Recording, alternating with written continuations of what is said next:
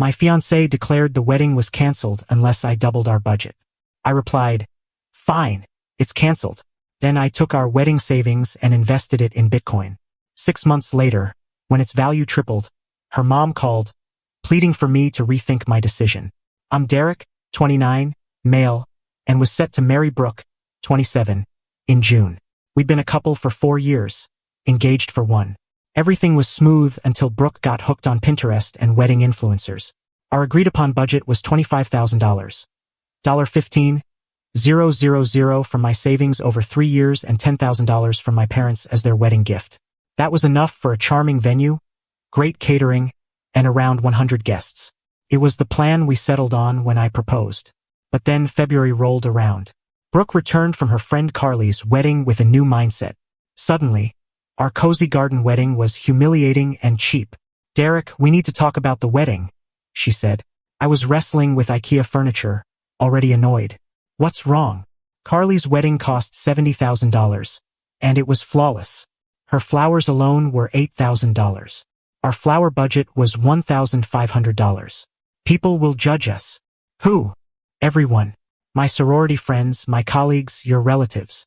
"My relatives don't care about floral designs." She scoffed. "They wouldn't. They don't get sophistication." She continued, "We need to double the budget. At least." I dropped my screwdriver. "Double? To $50,000? Where's that money coming from?" "You could get a loan or ask your brother. He just bought that big house." "My brother earned that house working 80-hour weeks for years." "Sure. Let me beg him to bankroll your dream wedding." "Brooke, we agreed on $25,000. That's already generous." "It's not. The average wedding costs $35,000 now. We're below average." "Is that what you think I'm worth?" I saw her angle. It was about outshining her friends, not love. "The budget stays at $25,000. She stood, hands on hips. "Then the wedding's off until you can give me what I deserve." I stared at her, really seeing her. This wasn't about flowers, it was about social media clout. "You're right," I said. "It's off." Her face cycled through shock, anger, confusion. "What? You said it's off unless I double the budget." "I'm not doubling it. So it's off." "Derek, don't be ridiculous. You just said it's off." "I'm agreeing." She burst into tears, not sad ones, angry ones. "You're throwing away 4 years over money? You're the one doing that." She stormed out to her mom Gloria's place. Within an hour, my phone was flooded with messages. Gloria. "Derek, what did you do to my daughter?" Brooke's sister Tiffany. "Canceling over $25,000? Stingy jerk." Carly, of the $70,000 wedding. "Wow, Derek, showing your true self. Brooke deserves better." I shut off my phone and did something rash. I opened my laptop, logged into Coinbase, and dumped the entire $25,000 wedding fund into Bitcoin. Why? Partly out of spite, partly because I was single again and wanted to take a chance. Bitcoin was around $28,000 per coin then. My friend Jake called me a lunatic. Everyone thought it was dumb. 3 days later, Brooke returned with Gloria. "Derek, let's talk like grown-ups," Gloria said, planting herself on my couch. "Nothing to talk about." Brooke called off the engagement. I agreed. "She didn't call off anything," Gloria snapped. "She made a fair request. Modern weddings are a ripoff. I'm not going into debt for a party." Brooke waved her phone. "I posted we're postponing until you get your finances in order. You should post it's canceled completely, and you might want to move out."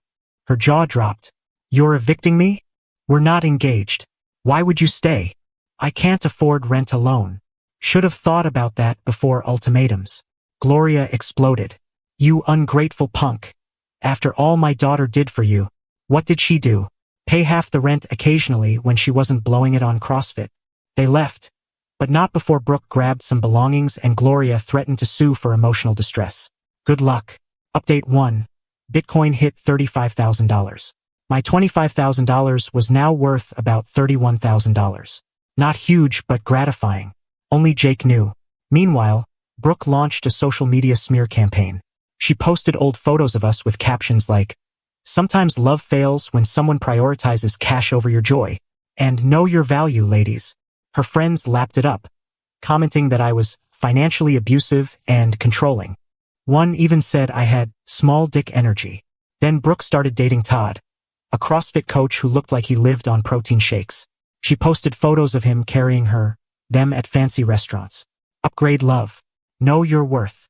I ignored it, focusing on work and my Bitcoin. Then the venue called.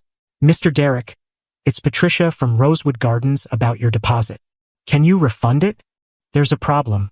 Brooke called, saying she's still planning the wedding and wants to change the date, but needs the deposit. We're not together. Refund my card. We'll need that in writing. Also, she was rude to our staff. We've banned her. Apparently, Brooke showed up, demanding they transfer everything to a new date with Todd as the groom. When they refused without my approval, she threw a tantrum, insulted the staff, and threatened bad reviews. They refunded my $3,000 deposit promptly, but Brooke kept going. She spread lies that I'd stolen her wedding money, claiming she'd contributed equally. She'd contributed $0. She even said I was holding her inheritance hostage, a wild claim since her only inheritance was a 1997 Honda Civic with no AC. Then came the meltdown. Brooke got Todd to confront me at my gym. Not my usual one, but she tracked me down. I was bench pressing when this jacked guy loomed over. You Derek? Kinda busy. I'm Todd, Brooke's boyfriend. Congrats. Give her back her money. What money? The wedding money. She says you stole $30,000. I laughed. It was $25,000 and it was mine. Don't mess around, man. Be a man. Show me one receipt proving she contributed, and I'll pay her. He had nothing. She doesn't have receipts, but because she gave nothing, a staff member stepped in. Everything okay? This guy's harassing me, demanding money his girlfriend claims I owe. Todd got escorted out. And update 2. Bitcoin dropped to $22,000. My $25,000 was now $19,500. Not ideal, but I held. Brooke and Todd broke up. Turns out he was training 3 other women very personally. Brooke showed up at my place at 11 p.m. drunk, yelling, Derek, I know you're home.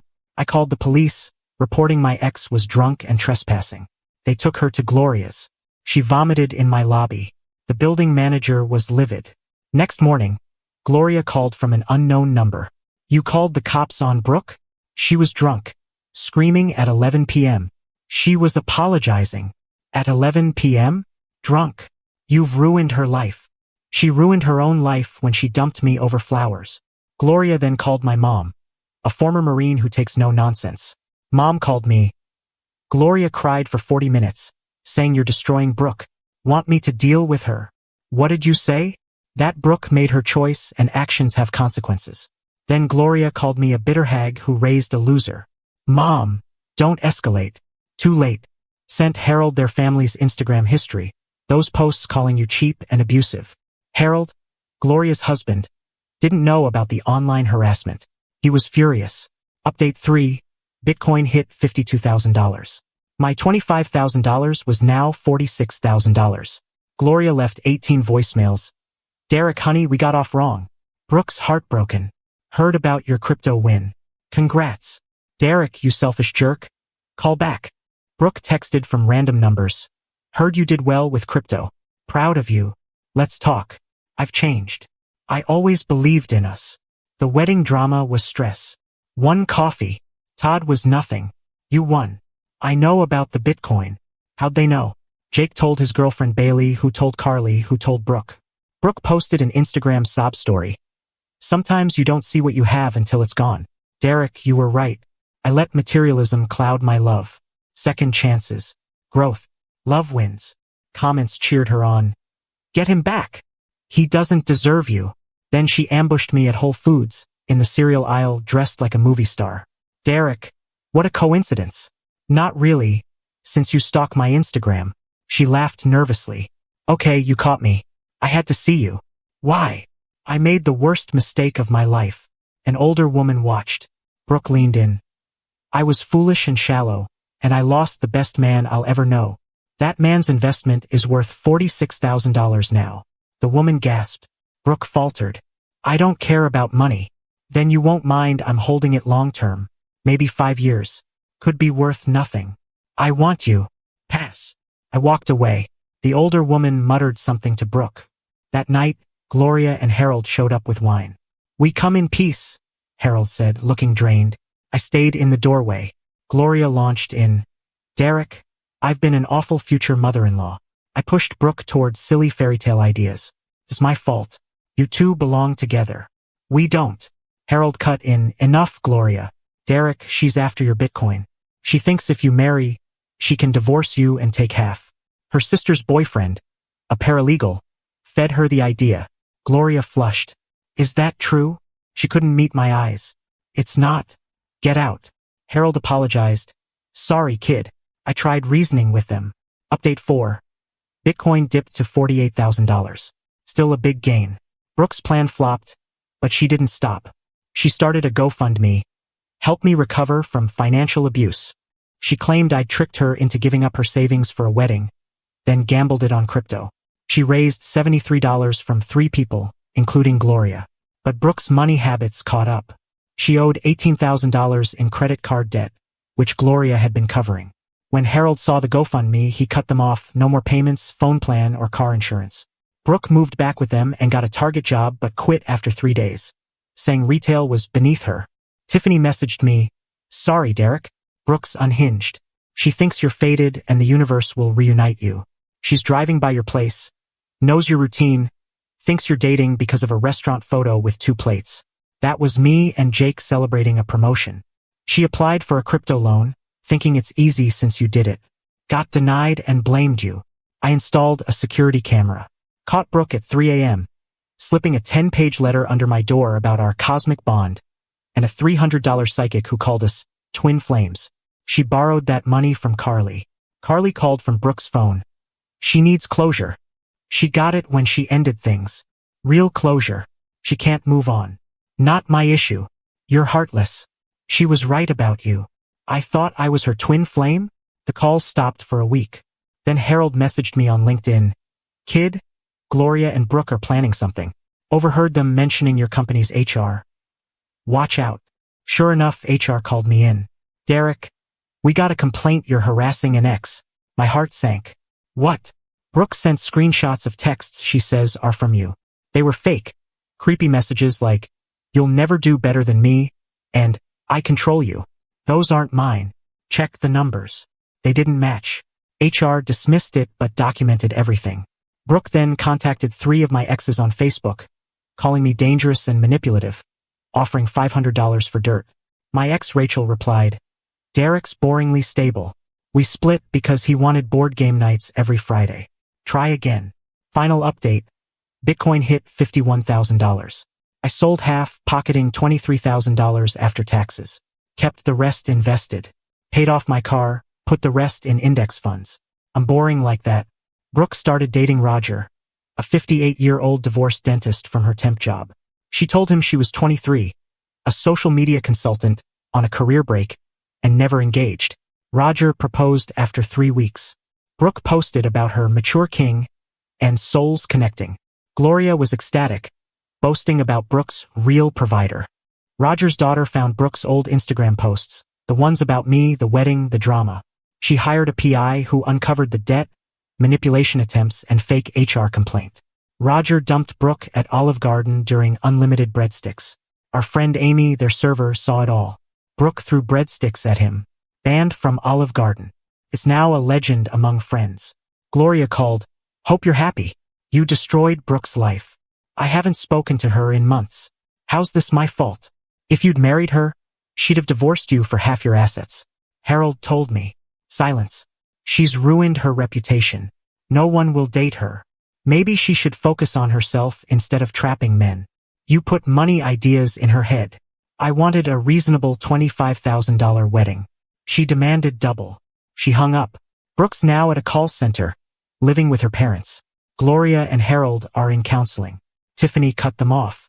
The CrossFit gym banned Brooke for harassing Todd's new girlfriend. Roger's with someone his age. Carly's out $300. I'm good.